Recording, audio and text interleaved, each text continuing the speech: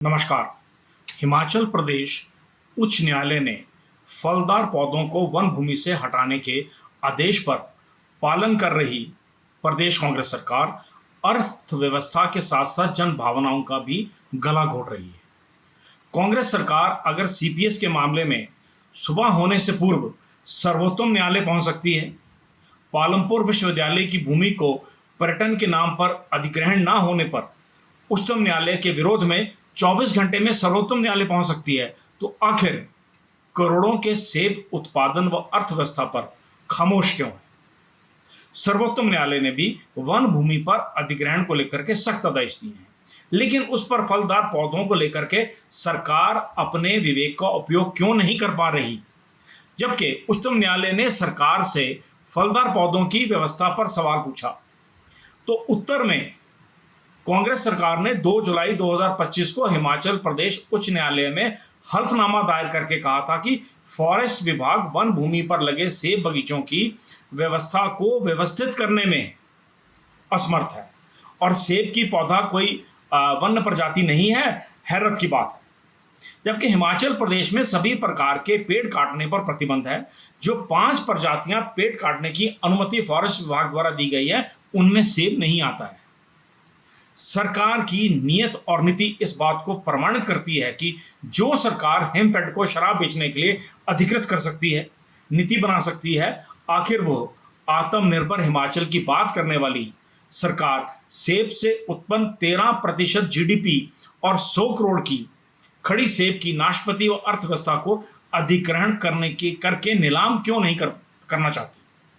अगर forest corporation चील के पौधों पर कोन, जिसे हम कुपियां कहते हैं, लगाने के ठेके दे सकता है, तो सरकार भूमि पर फलदार पौधों को सरकार क्यों नहीं बेच सकती? और सरकार में बैठे हुए भ्रष्ट अधिकारी और सेक्रेटरी अगर 10 लाख के सेब राजस्थान और दिल्ली पहुंचा सकते हैं, तो नीति बना करके सचिवालय से मुख्यमंत्री कार्यालय यानी कि सड़क के इस पार से उस पार क्यों नहीं भेज सकते? जनता सब समझती है। हम हिमाचल और हिमाचलियत दस्तावेज के पेज नंबर 13 के क्रम नंबर 1 में खेती और बागवानी में कांग्रेस ने दावा किया था कि सत्ता में आते ही कृषि और बागवानी कमीशन का गठन किया जाएगा। आज कहां है कमीशन? सरकार दावे करती है भांग की खेती के। क्या सरकार सुनिश्चित कर सकती है कि भांग की खेती वन भूमि पर नहीं होगी? सत्य यह है कि एक क्षेत्र विशेष के लोगों को प्रताड़ित करने का यह एक संयोजित षड्यंत्र है। फॉरेस्ट विभाग 400 एकड़ भूमि पर फलदार पेड़ काटने के लिए कश्मीरी लेबर को ठेके दे रहा है। अरे भाई, बिलासपुर से वन काटू बुला लेते।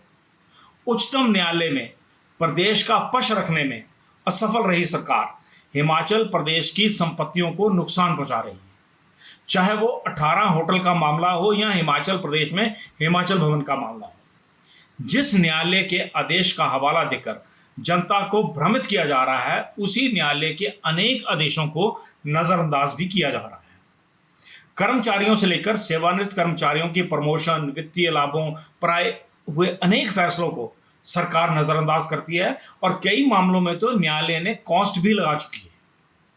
मुख्यमंत्री हिमाचल प्रदेश आपदा प्रभावित को पुनर्वास के लिए वन भूमि अधिनियम 1927, वन आरक्षण अधिनियम 1980 और वन अधिकार अधिनियम 2006 में परिवर्तन के लिए भाजपा सांसदों को दिल्ली साथ चलने की शुगुफ्ते छोड़ते हैं, राजनीतिक बयानबाजी करते हैं। हालत यह है कि न्यायालय में प्रदेश की अर्थव्यवस्था के पक्ष में एफिडेविट देने की क्षमता नहीं है सरकार की। कार्बन क्रेडिट की दावेदारी करती सरकार 100 करोड़ के सेब पर आरी चलवा रही है और अधिकारी सचिवालय में बैठकर चाय का लुफ्त ले रहे हैं। मुख्यमंत्री जी, one is ending and second one is coming. आगे पीछे खुद लगा लें, यही व्यवस्था परिवर्तन है। नमस्कार।